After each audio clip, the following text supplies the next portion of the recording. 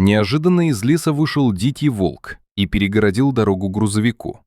Огромный, серый, с мокрой от дождя шерстью, он стоял прямо посреди дороги и не собирался уходить. Водитель ударил по тормозам и замер за рулем. Вокруг ревел ветер, деревья скрипели в темноте, а где-то вдалеке глухо гремел гром. Водитель еще не знал, что через секунду произойдет то, что навсегда изменит его жизнь. Эта история произошла много лет назад, еще в моем далеком советском детстве. Мы жили в небольшом городке в центральной России, в старом деревянном доме. Район был тихий, почти у каждого во дворе жили собаки или кошки. По соседству с нами жил одинокий мужчина, дядя Коля. Ни жены, ни детей у него не было. Почему? Тогда я мальчишкой не интересовался. Работал он шофером, водил молоковоз, собирал молоко по окрестным колхозам и возил его на молочный завод, который находился в нашем городке. Часто его путь проходил по проселочным дорогам через поля и леса. Дядя Коля любил выпить, но за руль пьяным никогда не садился.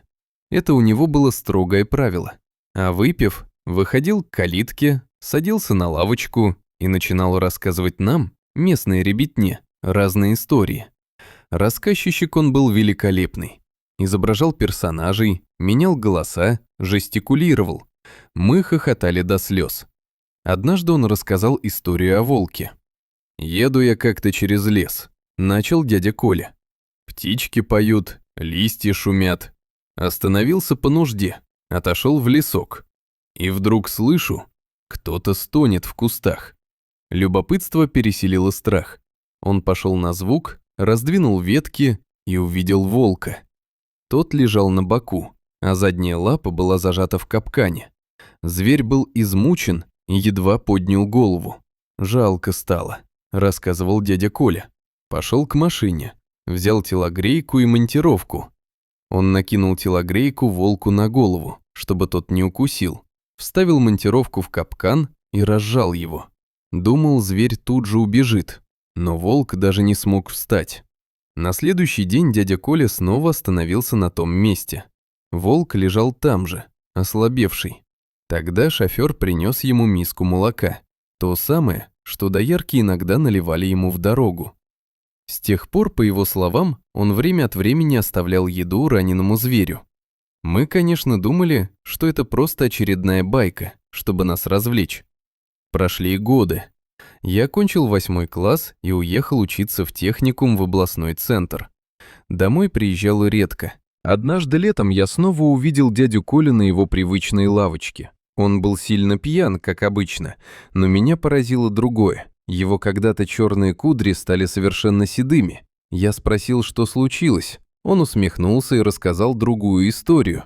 Однажды вечером он возвращался с работы через лес. Шел сильный дождь, дул ветер, видимость была почти нулевая. Вдруг он услышал вой. Сначала подумал, это ветер. Он остановился, вышел из машины, тишина.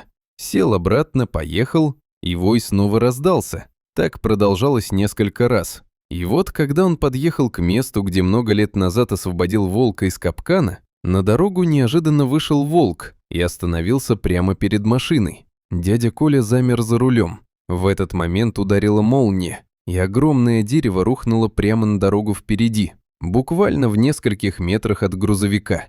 Если бы он проехал дальше, дерево раздавило бы машину. Волк постоял еще секунду, протяжно завыл и исчез в темноте. После той ночи, рассказывал дядя Коля, его волосы поседели почти сразу. «Хочешь — верь, хочешь — нет», — сказал он тогда. Но я уверен, это был тот самый волк.